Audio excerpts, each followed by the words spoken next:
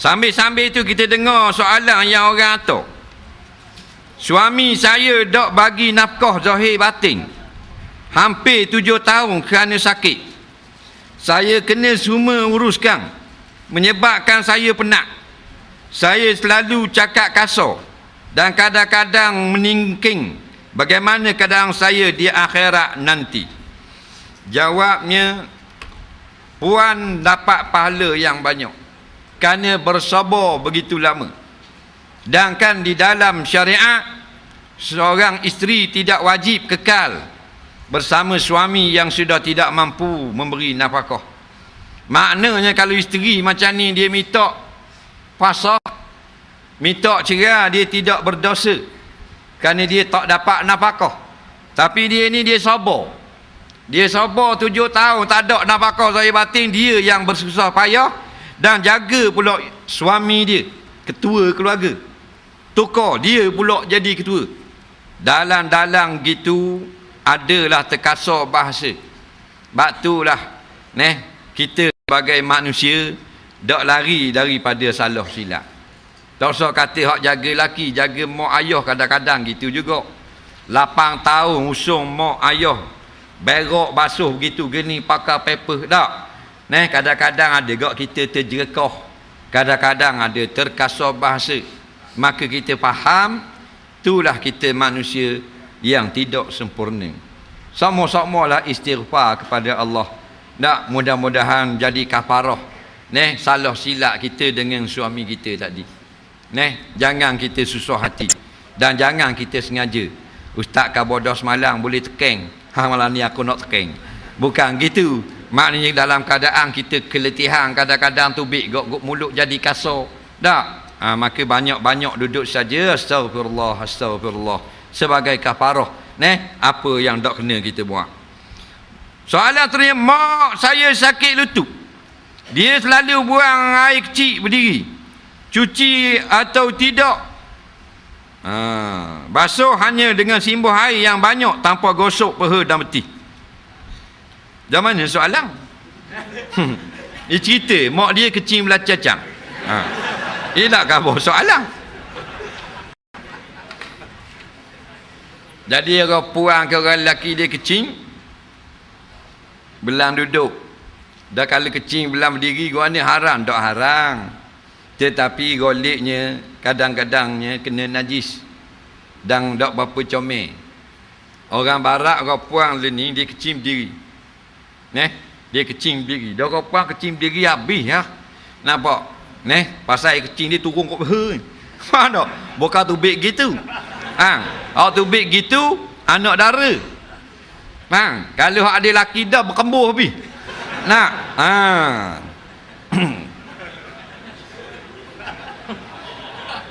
Jadi orang putih ni dia reka satu alat orang puang. Dia ada beli dalam Amazon, kita boleh order. Dia duduk diri, dia buka zip, dia buah alat tu macam kong askering. Lepak dia buah, dia pun kecing cacang. Pak dia lepom dia tu.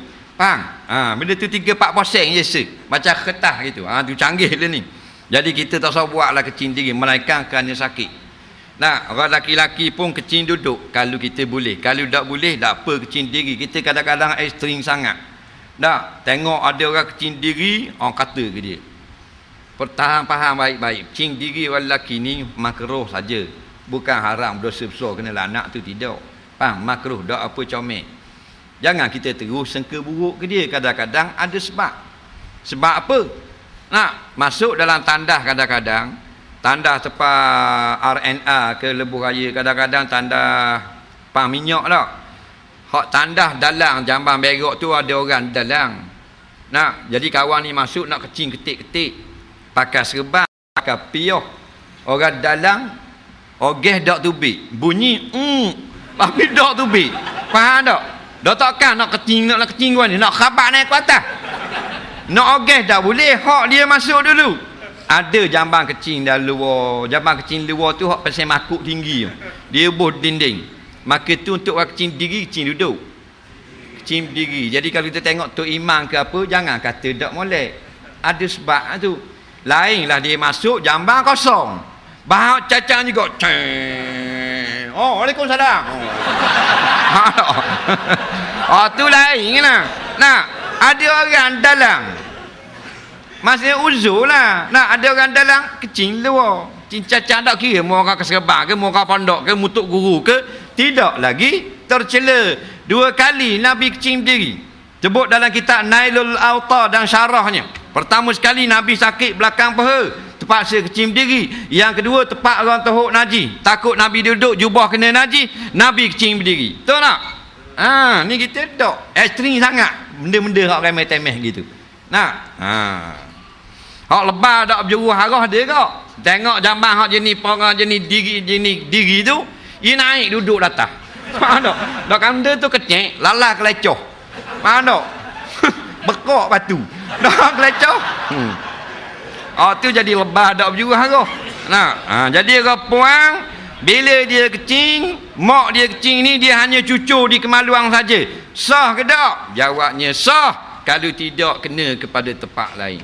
Tapi kalau kena noleh paha, noleh keting, dia tidak basuh, nanti semayang tidak sah.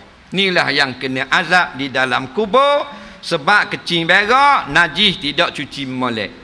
Dalil Nabi kata tanazzahu anil bauli fa inna mata azabil qabri minhu aw kama qala. Bersihkanlah betul-betul ketika kencing kerana ramai yang kena azab dalam kubur sebab kencing.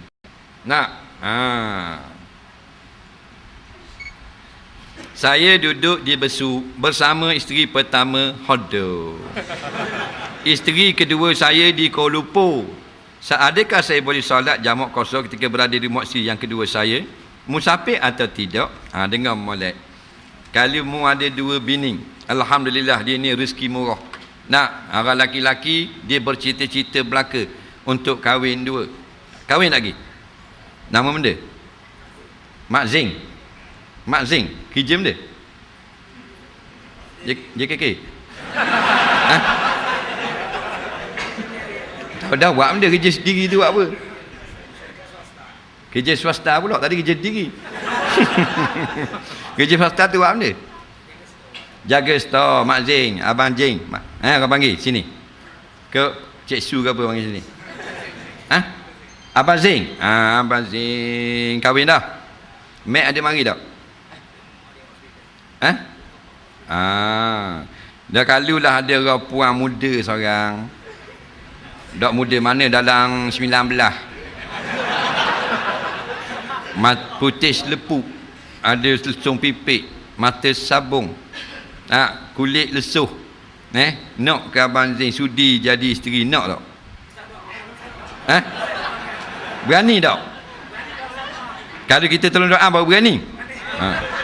Kalau kita baik, kita doa ke kita dulu.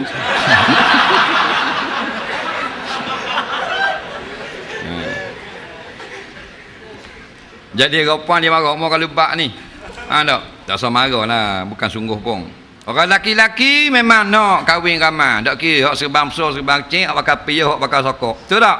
Tu jenis orang laki-laki. Nak? Ayah Haji. Nak tak? Suka tak kalau kahwin ramai? Oh, suka selok dah. Selok lalu dah. Itulah orang laki-laki. Cuma orang puan jangan bimbang. Nampak?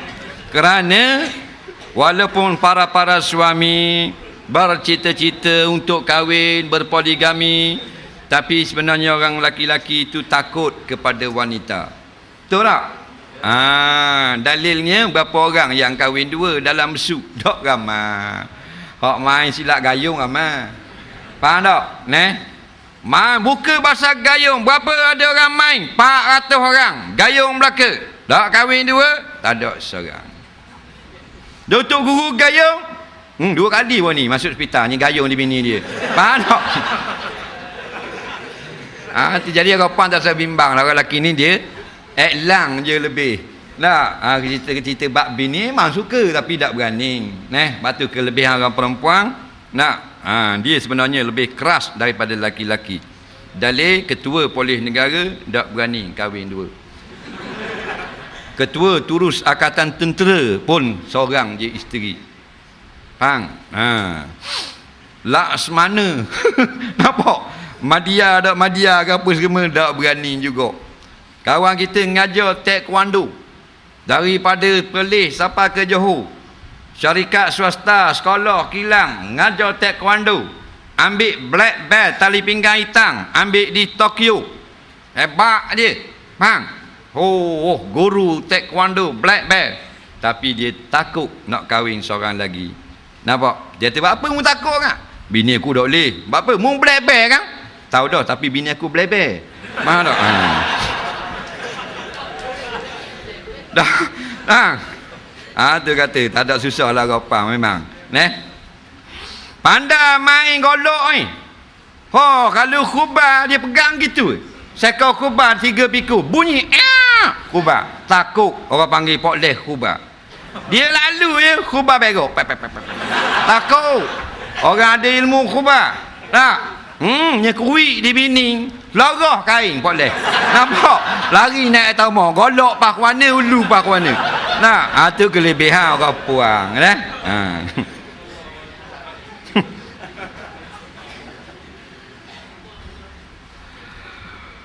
Jadi bila dia pergi rumah bini pertama atau pergi rumah bini kedua, rumah tu dikira rumah kita. Tempat tinggal kita atas giliran berapa orang sekalipun. Yang tak bolehnya bini dia tu tak duduk dengan seorang, duduk tupang rumah orang. Duduk sebilik dengan kawan-kawan dia. Katakan bini dia pelajar di KL. Duduk sebilik tupang 4 orang sama-sama student, sama-sama pelajar. Maka bila dia pergi ke tempat tu, boleh jamak kosong. Kerana tidak dikira tempat tinggal dia. Tapi kalau memang rumah bini dia, sama ada bini dia bayar sewa atau dia bayar sewa, maka dia kira balik ke rumah sendiri atas giliran isteri. Siapa di Kuala Lumpur rumah kampung bini dia, tak boleh jamak kosong. Dalam perjalanan musafir boleh jamak kosong. Soalan seterusnya, bilakah waktu mandi wiladah dan mandi nipah untuk mereka yang baru lepas bersalin? Ramai orang salah ni. Ada orang kata kalau dia lepas baik daripada kering nipah, dia kena mandi 2 kali. Mandi wiladah dan mandi nipah. Jawabnya salah, mandi sekali saja. Yang kena mandi wiladah ni ialah orang yang beranak tak ada darah. Kerana wiladah itu maknanya melahirkan kandungan. Bukan wajib dengan nas, wajib dengan ijtihad atas jalan qiyas sahaja. Adapun nipah dan haid itu, haid dan nipah itu adalah nas. Tapi kalau beranak itu adalah qiyas. Walau bagaimanapun kita jawab atas pendapat yang muktamad. Jadi kalau beranak saja tak ada darah, mandi wiladah. Tiba-tiba bila beranak berlaku hadas, tapi nak mandi ada hadas yang lain, iaitu keluar nifas, maka kena tunggu kering darah nifas. Bila kering darah nifas, mandi sekali sahaja. Ada ustazah dulu dia kata kena mandi 2 kali. Niat mandi wiladah dulu sekali, lepas tu kena lak apa semua, mandi pula. Ni kacau wala belaka. Nampak? Sekali saja walaupun berlapis-lapis hadas. Begitu juga dengan hadas kecil. Kalau berlapis 4 hadas sekalipun, sekali saja ambil wuduk. Abang Jeng balik rumah kayak gini, masuk dalam bilik air kecing, batal dah wuduk. Beradah sudah kecing, bini pula nak masuk. Nampak? Bila bini nak masuk, setuh pula tangan bini 2 kali hadas. Bila setuh tangan bini Abang Jeng berasa seronok, ketuk, ketuk 3 kali hadas.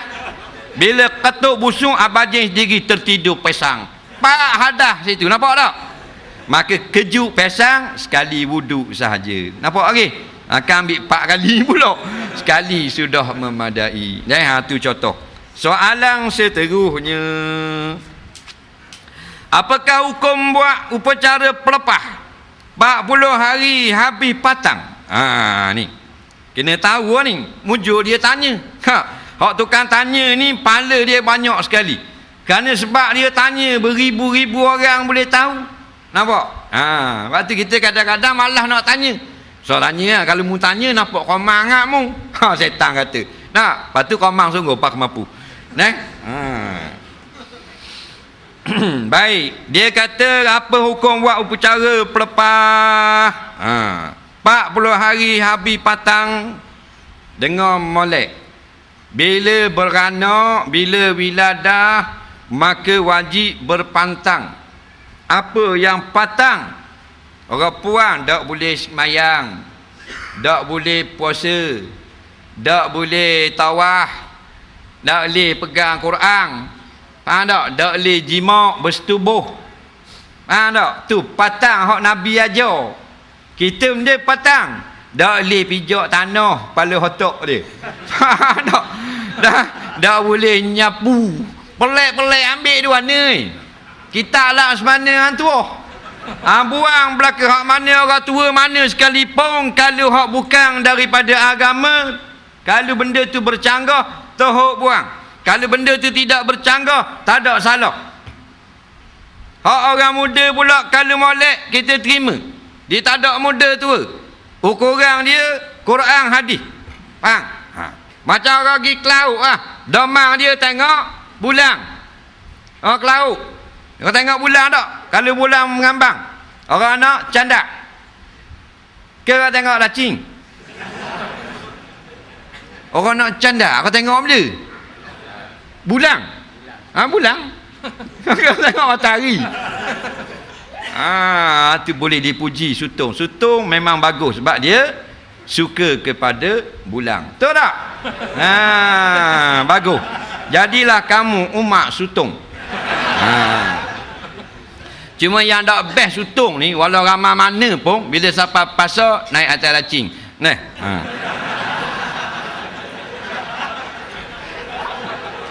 Mu faham tak tu? Kalau mu tak faham bodoh benda. Nah. Jadi gitulah, main pijak-pijak tanah tu semua tu tak ada nas, tak ada dalil belaka. Faham tak?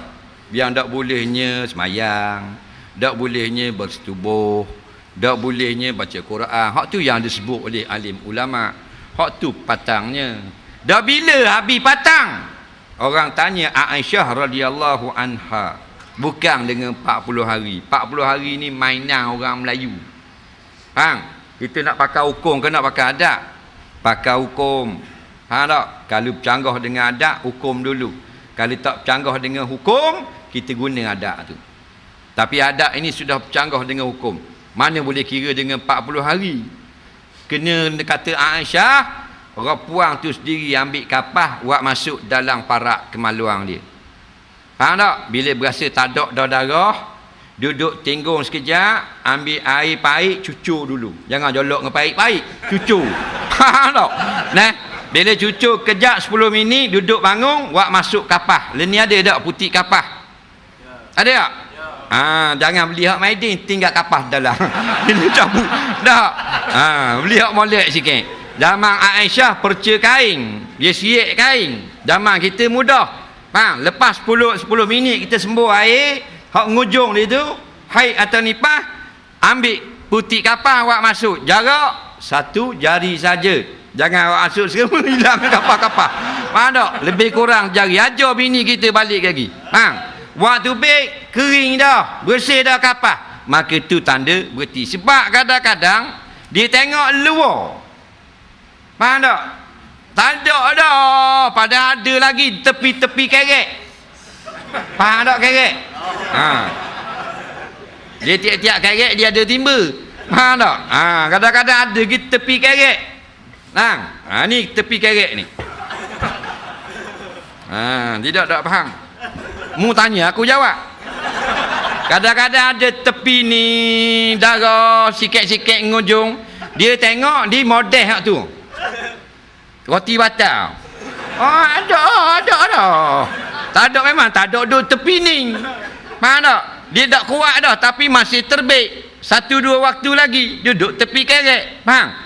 Maka dia tengok luar ni. Tak ada mayang dalam keadaan haram. Faham lagi? Jadi buat masuk dalam kerek kapas tu. Nak. Kamu ngaji awak ni comel bodoh. Bukan orang tak ambil comel tu comel lah, tapi ngaji lah. Nak. Ni comel saja. Nak padang tengok di roti tu lepak tepek. Tengok tak ada biung lepo. Faham tak? Dalam posmen lagi lepuk atas muka posmen. Nak. Jadi kalau terkering dah, walaupun 32 hari, habis patang. Walaupun 48 hari, 48. Paling lama 60. Menurut setengah ulama. Nak? Jangan pakai tengok keluar gitu. Keluar, Cina ti. Nak? Tengok tak ada, biar melepas. Ada lagi piak siap, buat baru lapuk, buat baru. Nak? Jalan. Terasa riang sepanjang hari. Nak?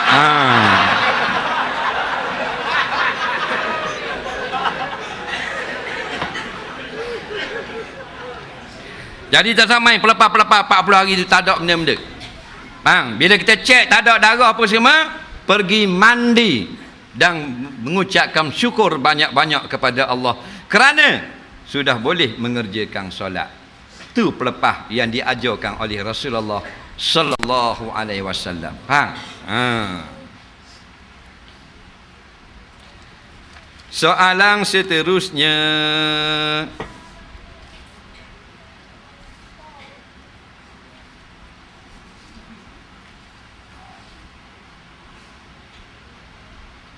boleh tak ikan yang mati dalam air kita makan? Adakah dianggap bangkai? Baik. Ikan ni tak wajib sembelih. Dan boleh kita makan dalam keadaan dia sudah mati. Kalau dalam bab sembelih hanya dia kata sunat sembelih ikan. Hendak je dengar sembelih ikan, dengarlah ni. Nampak tak? Mujur mari. Yang lain kena sembelih. Dua spesies tak payah sembelih. Belalang dan ikan. Nabi sebut al-hillu maitatuhu. Ikan ni kalau dia mapuh sendiri halal. Kita bubur lekor pukat bahan ikan air. Kepik mati. Hak tengah-tengah pukat bawah-bawah mapuh dah tak? Dah atas-atas gelepar lagi warna yang tak buka bawah mati dah. Boleh makan tak? Kena meleh. Dah. Nak. Takkan nak makan hidup-hidup ikan air boleh? Tekor. Bola rodok tekor. Jadi hukumnya bangkai ikan suci. Al-hillu maitatuhu, ikan ni Nabi kata halal bangkainya. Maknanya kalau mati ikan dak sembelih halal makan. Wajib basuh darah dan najis sahaja. Soalan seterusnya, takkan kita nak makan ikan duduk tunggu mati atas larat? Mati dalam air tak ada masalah. Kita jalan-jalan tengok ikan tu sakit perut. Mati dah ikan, siang ke dia. Kita ambil. Boleh makan tak? Ulama kata ya, kalau tidak beracun. Ya, kalau tidak buruk, busuk dan sebagainya. Soalan seterusnya. Rumah saya bilik mandi dan tandas diasingkan. Tidak asingkan. Ianya menjadi satu bilik. Adakah sah salat saya jika saya mengambil wuduk dalam bilik air tersebut? Rumah dia dengan bilik air nampak. Bilik dia tu dengan bilik air nampak. Bilik tidur nampak bilik air. Ke gua ni betul tak? Bilik mandi. Bilik mandi dan tandas. Bilik mandi, lepas tu tandas. Tak ada dinding. Biasa lah kalau rumah-rumah kecil gitu lah. Kalau rumah orang besar-besar, bilik mandi suku. Jambang suku. Kalau rumah-rumah biasa-biasa kan, rumah-rumah biasa rumah batu kan. Kalau rumah-rumah kapung dia buat suku, jambang kecil dengan pak mandi tak. Kalau rumah batu ni rumah terang, rumah murah tu dah. Masuk dalam bilik air, sini tandas, sini pak mandi. Tak tak sekaligus. Bini duk basuh, beseng, laki berok, belah. Tak? Dia gitu lah. Baik, dia ambil wuduk dalam tandas sah ke tak? Dengar molek. Bila kita dengar molek, baru kita faham. Faham tu kemah keming selalu. Bila kemah, maka lain kali kita nak khabar korang pun senang. Dan kalau ada orang salah, kita mudah tegur. Tu tujuannya, dengar molek. Ramai orang salah faham. Dia kata tak boleh ambil wuduk dalam tandas. Ni salah. Yang ulama kata bukan larang ambil wuduk dalam tandas. Ulama larang berzikir dan berdoa. Hak tu je duk khilaf. Bukan berwuduk. Berwuduk tak ada salah. Boleh berwuduk. Yang dilarang bukan mengambil wudu. Yang dilarang kalau tempat berak kecil, tak payahlah berdoa situ. Tubik jambang kaki baru berdoa. Faham tak lagi? Tak apa. Anggur kaki bau ti telur suti dah ingat pula. Oh, mana pula. Biar ingatlah, hanya hangguk juga. Jadi bukan dilarang berwudu, dilarang berdoa, berzikir. Jadi kalau jenis tempat berak kecil nak ambil wudu, pastikan jangan kena najis pada tubuh badan kita, dan di luar kita masuk doa, masuk tandas dan doa wudu, keluar pada tempat tandas tadi baru kita baca doa wudu, tak ada masalah. Baik, kita ada masa 14 minit 9 saat lagi. Baik, hukum tentang berhala yang ada setengah negeri begitu besar, apakah kita akan ditanya di akhirat nanti? Ni buah cari balah belaka ni. Baik, ada berhala di dalam negeri umat Islam? Jawabnya, haram umat Islam membina berhala. Haram umat Islam tolong cap berhala. Haram umat Islam tolong baiki berhala. Setiap orang awam tak boleh bertolong menolong dalam perkara menyiapkan berhala atau membina berhala. Cuma ada kes-kes yang tertentu dibolehkan, iaitu tentang kuasa pemerintah orang Islam. Jika ada orang kafir duduk di dalam negeri umat Islam dan mereka nak bina berhala, maka kalau dia tu mari duduk situ lama dah, maka ada ulama-ulama fiqh yang mengatakan harus pihak kerajaan membenarkan mereka bina dengan hak-hak yang tertentu. Ini tidak termasuk dalam tolong-menolong perkara syirik. Nampak? Kerana masuk dalam bab memberi kebenaran kepada rakyat yang bukan beragama Islam. Cuma tak boleh kita, kalau kita jadi kerajaan, kita pergi rasmi pula berhala tu tak boleh. Kita hanya sebagai kerajaan memberi kebenaran sahaja, tipun dengan kawalan. Begitu juga kalau orang kafir nak minum arak, kerajaan Islam boleh benarkan dengan kawalan. Tapi kalau individu bukan kuasa kerajaan, tak boleh capur dalam bab berhala. Dia hanya hak-hak istimewa dalam bab kerajaan saja. Macam semayang mayat. Semayang mayat jadi imam afdal sekali anak si mati. Kemudian waris-waris hak lain. Kemudian imam dalam kampung tu. Tetapi kalau orang tu menjadi ketua kerajaan dalam negeri, kalau Terengganu kau Datuk Mak Said.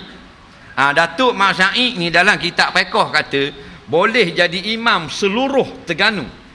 Nampak? Walaupun mu tak suka dia, tapi itulah hak dia.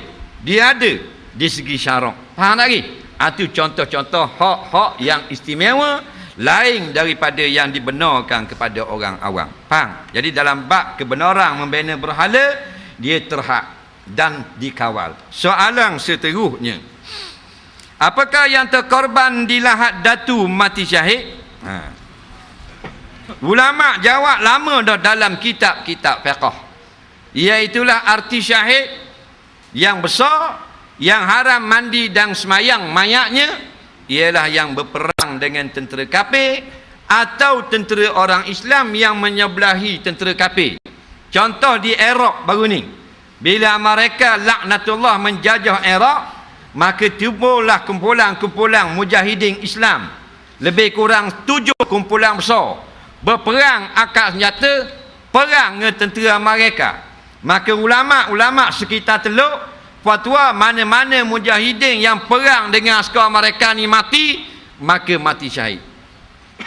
Patu pula tentera kerajaan Iraq bersekongkol dengan kerajaan Amerika memerangi mujahidin.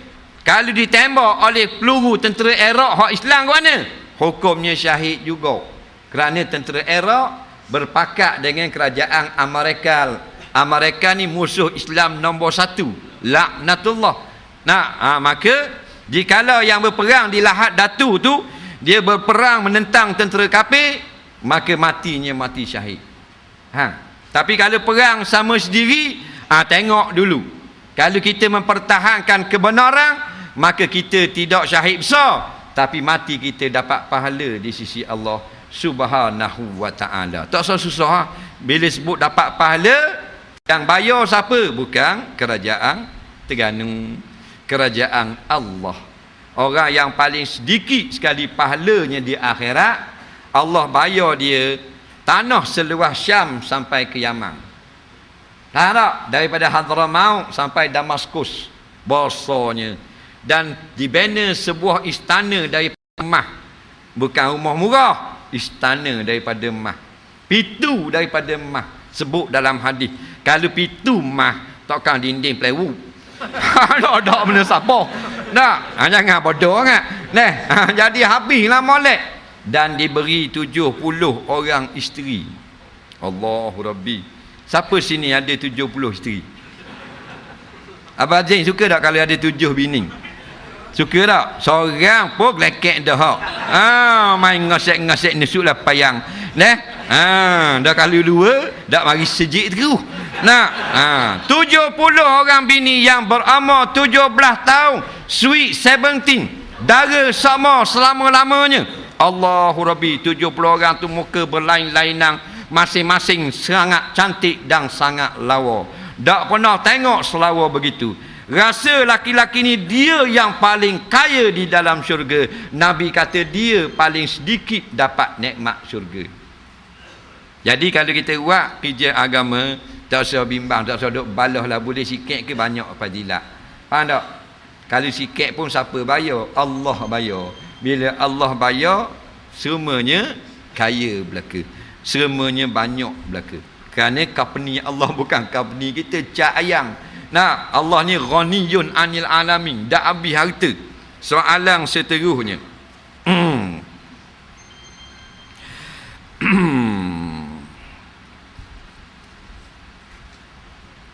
Baik.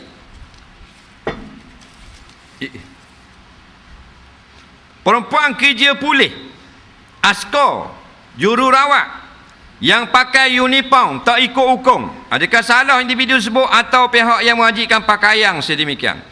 Jawabnya, siapa yang bekerja dan dia terpaksa mendedahkan aurat, maka dia berdosa kepada Allah.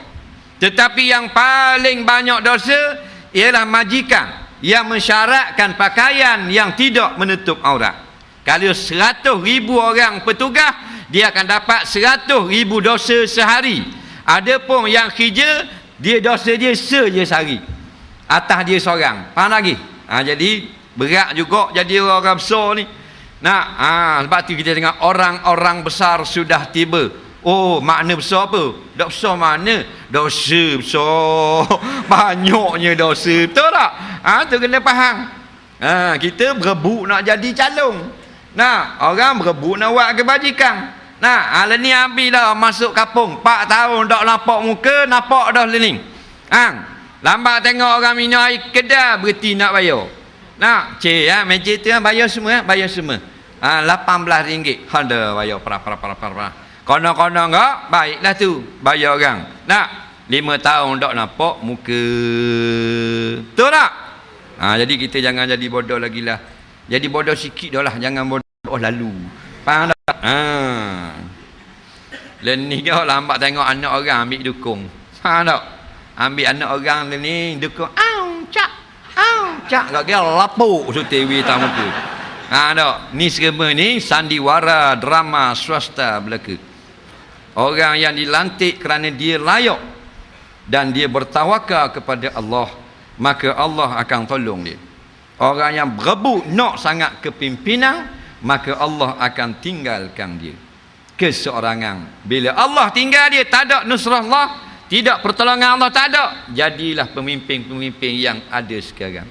Bila dapat jawatan, mengkayakan diri sendiri. Faham? Kita kampung tak boleh baju supik, suka sangat boleh baju supik. Dia boleh rumah 2 juta. Hak darat nu kapur-kapur hak nyaku boleh mata cakur cak bewok, suka sangat. Ulu dak wis tagang ulu, wi mata cakur saja. Faham tak? Nerak dah wi mata cakur. Dia bahang Mercedes 1.8 juta suti. Kita boleh mata cakur dak kenal orang. Nampak tak? Berok cirit terus boleh mata cakur. Alah berat menanang kita ni. Jadi-jadilah. Biar cerdik kata. Nampak? Jadi kalau kita kerja, kita sanggup jawab kerja dedah aurat, kita tanggung dosa kita. Tapi majikan tanggung semua pekerja. Kerana dialah yang mensyaratkan begitu. Soalan seterusnya. Kalau kita hadir masjid dengar kuliah tapi dengar melalui internet, apa pandangan? Jawabnya, dengarlah di mana saja, ilmu itu memberi manfaat. Cuma kelebihan yang paling hebat, datang hadir di dalam masjid. Masjid ni kita tengok je, kita rasa seronok, dapat pahala dah. Faham? Lalu macam cakap, bukan nak pergi sejid, nak pergi jalan petang-petang, tapi sampai je tengok masjid Allah, rumah Allah. Faham? Dapat pahala. Faham? Tu masjid. Khairul buq'ati fil ardi masajiduha au kama qala. Sebaik-baik bangunan atau tempat di atas muka bumi adalah masjid-masjid. Nampak?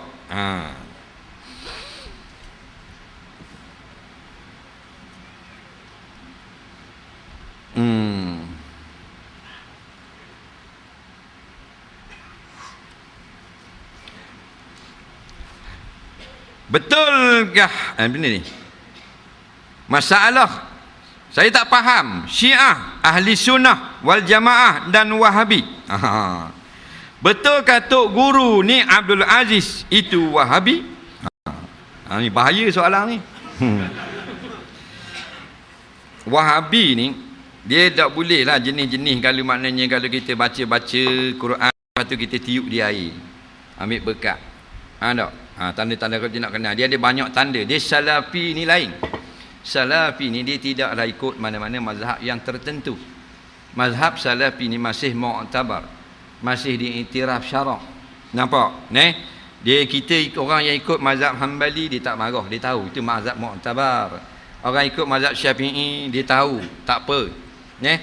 Jadi Salafi dia ikut mana-mana yang lebih kuat pada pandangan dia, okey lagi. Tapi jangan jadi Wahabi. Wahabi ni sudah ekstrim. Dia saja yang betul, orang lain semua sudah tidak betul. Jadi biar apa yang kita faham, mana Salafi, mana Wahabi. Nampak?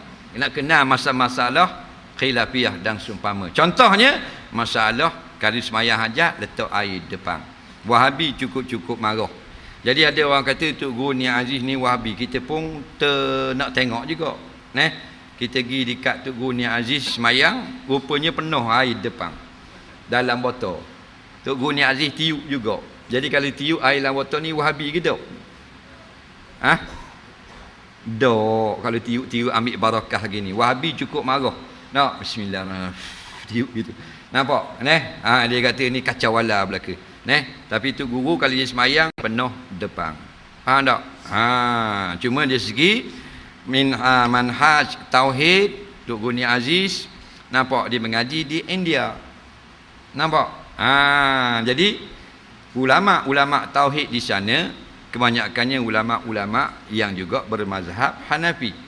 Bila bermazhab Hanafi, kebanyakan tauhidnya tauhid Salafi. Nampak? Batu kita duk bawa sekarang tauhid khalaf, tauhid salah betul belaka. Faham tak? Comel belaka. Ini semua ni adalah jalan. Bukan tauhid jalan saja. Jalan salaf, jalan khalaf. Tak payah kepala. Orang mudah dengan jalan khalaf, jalan khalaf. Mudah dengan jalan salaf, jalan salaf. Faham tak? Sama ada tauhid 3 serangkai atau sifat 20, semua ni adalah ijtihad ulama daripada nas. Faham tak? Bukan nas ijtihad atau qiyas daripada nas. Asal bukan begitu. Tauhid 3 serangkai pun bukan jelas daripada hadis, cuma ulama ambil daripada hadis. Nabi tak sebut tauhid 3 serangkai. Kediang, itu semua jalan saja untuk kita mudah belajar. Ada orang mudah dengan 20, ada orang mudah dengan 3 serangkai. Silakan. Dua-dua tu adalah jalan saja. Yang penting mu bertauhid kepada Allah. Sesudah menjalani cara-cara demikian, adakah mu tauhid kepada Allah? Ya, alhamdulillah. Nampak? Masalahnya ngaji kitab sifat 20 rabak. Acur bo dobik kitab. Nampak? Masih bersama dengan golongan zalim menentang perjuangan Islam di muka bumi. Nampak tak? Dah mengaji sifat 20 wak kepala otak apa? Pacul bo kitab. Orang tu pula ngaji salafi tapi masih bersama dengan golongan sekular. Nampak lagi? Di situ ilmu mereka tidak bermanfaat. Walaupun dengan jalan sifat 20, walaupun dengan jalan tauhid 3 serangkai, sudah ghairun nafi', tidak memberi manfaat. Tujuannya tauhid kepada Allah. Faham? Soalan seterusnya.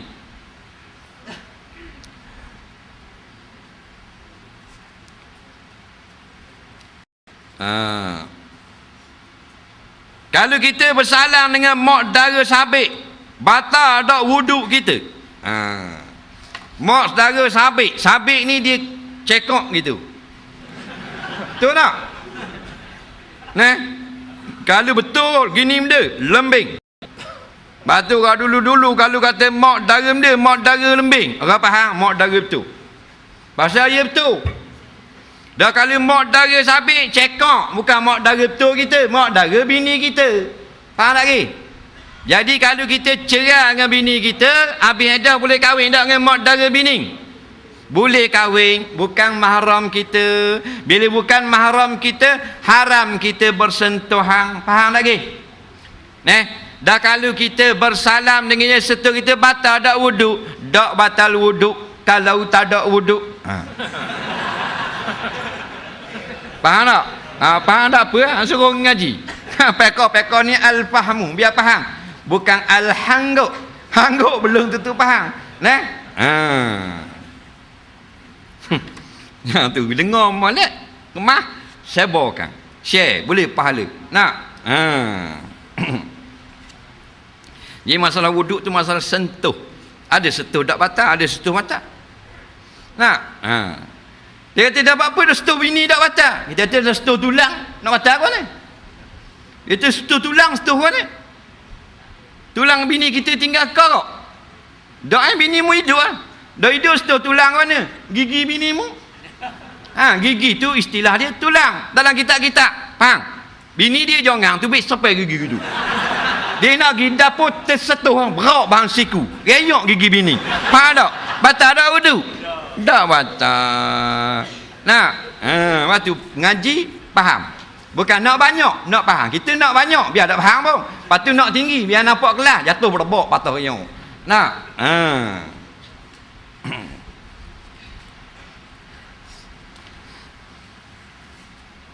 soalan seterusnya kita ada 2 minit lagi. Soalan yang terakhir dah lah. Jadi ada lebih kurang 15 soalan depan ni. Tak ada nak jawab. InsyaAllah kita mari lagi tahun depan.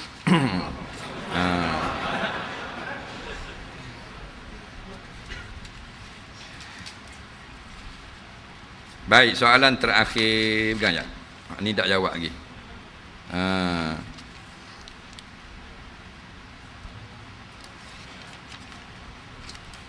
Apakah hukumnya kumpulan dakwah yang tidak mahu menyokong mana-mana dalam pilihan raya? Dia ada kalanya kita tak perlu sokong mana-mana kalau kedua-duanya memang nak melaksanakan perkara yang memang baik. Kalau gitu tak payah sokong mana-mana. Contoh, ada tanah sekeping ni, kampung ni.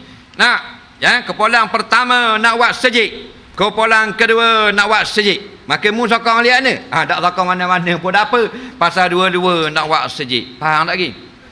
Satu kumpulan nak buat sejik, satu kumpulan nak buat tempat berjudi. Maka wajib semua orang kena sokong hak nak buat sejik. Haram sokong kumpulan nak buat berjudi. Faham? Dua-dua nak buat tempat berjudi belaka. Maka haram kita sokong dua-dua. Kena tengok gitu dulu.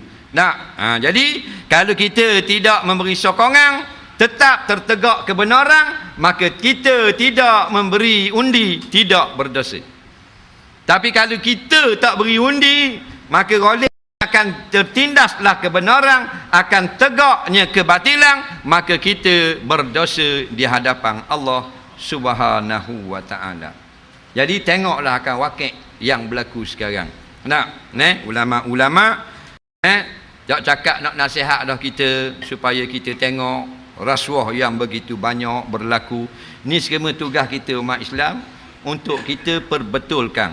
Ini perkara mungkar. Nampak? Mengauk keuntungan harta benda rakyat untuk keperluan tertentu adalah perkara mungkar, perkara zalim. Man ra'a minkum munkara, siapa tengok kemungkaran, fal yughayyir biyadih. Tangan kita kena ubah. Tak rak nak pikul senjata macam tentera sulu, tapi kita pikul peng saja di dalam pilihan raya. Istikharah malam pilihan raya. Tunjukkanlah aku jalan yang benar. Alhamdulillah, Allah akan buka hati kita. Nampak? Soalan seterusnya, soalan terakhir juga tapi dia banyak.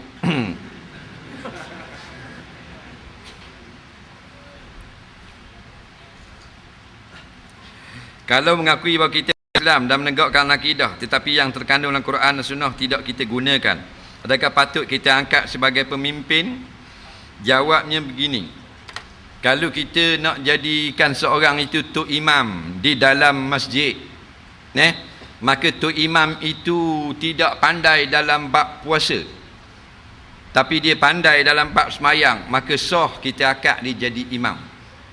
Ataupun tok imam itu tak pandai nak jadi tok muding, nak sunat orang, dan kan sunat orang ni penting, maka tak mengapa juga kita lantik menjadi imam semayang.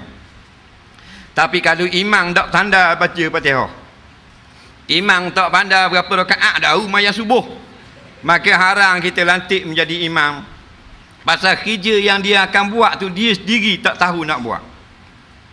Maka jikalau ada seorang bakal pemimpin orang Islam yang mengakui tentang kewajipan hak-hak hukum-hukum Allah wajib ditegakkan, cuma dia tidak mengamalkan sebahagian daripada perkara-perkara tersebut, tetapi amalan yang ditinggalkan itu tidak ada kena-mengena dalam pemerintahan dia nanti, maka harus lagi kita lantik dia sebagai pemimpin.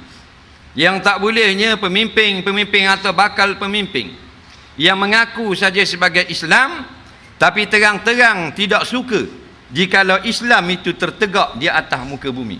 Itu sudah menunjukkan nifak yang sepatutnya tersembunyi di dalam hati.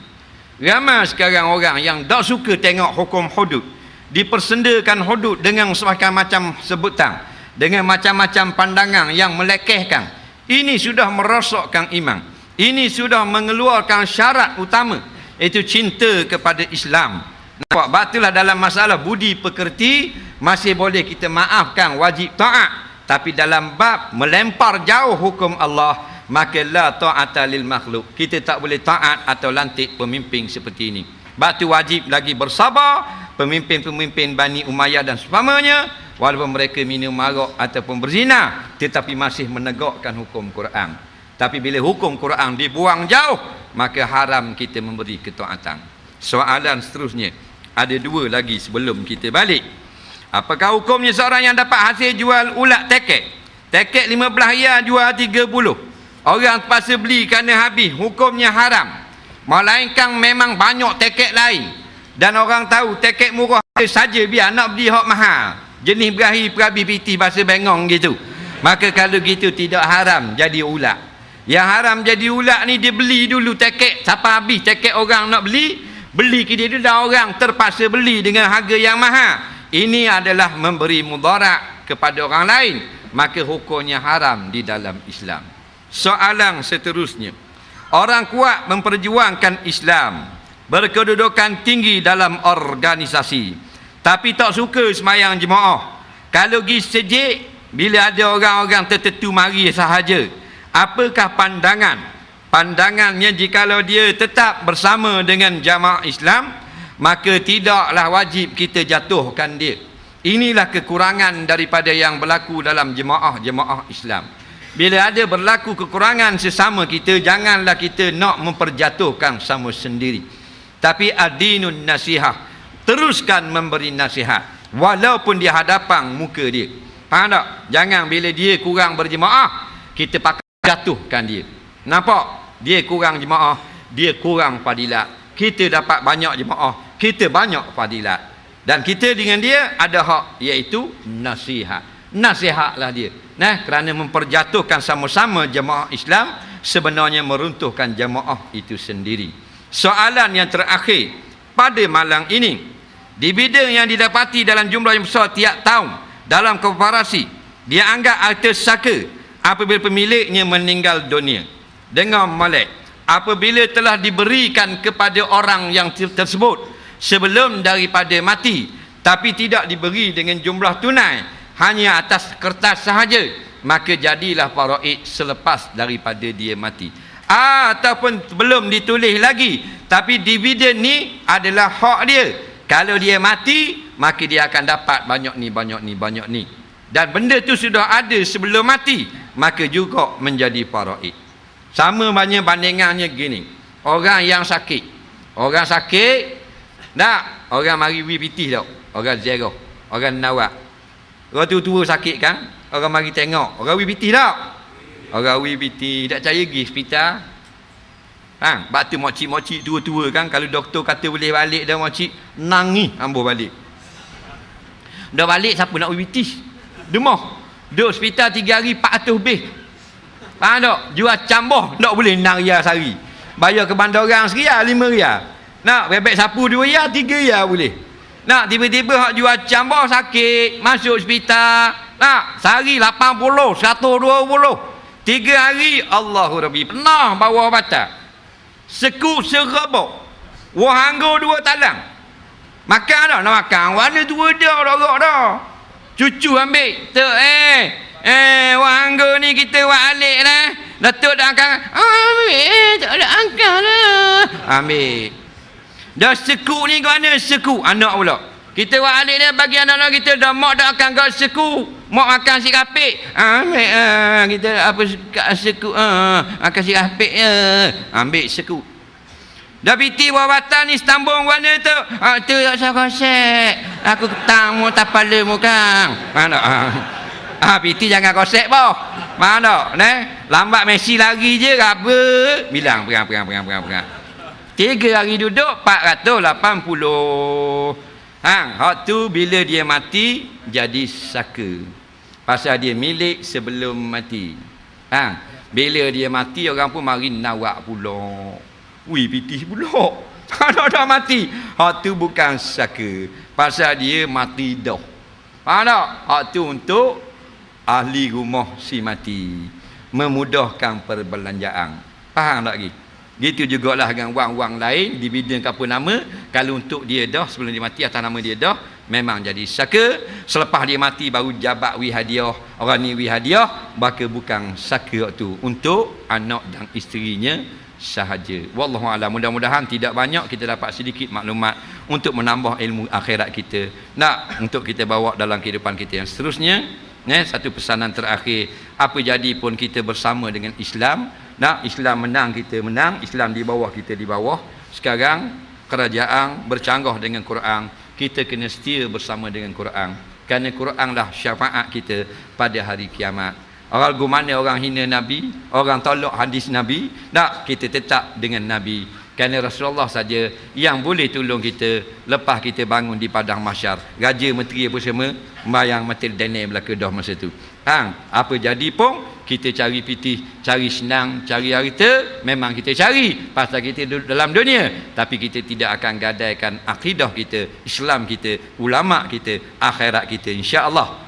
InsyaAllah subhanahu wa ta'ala. Bismillahirrahmanirrahim. Allah manfa'na bima 'allamtana wa 'allimna bima yanfa'una. Rabbana zidna 'ilma. Rabbana atina fid dunya hasanah fil akhirati hasanah wa qina azabannar. Sallallahu sayyidina Muhammadin wa ala alihi wa sahbihi wasallam. Walhamdulillahi rabbil alamin. Assalamualaikum warahmatullahi.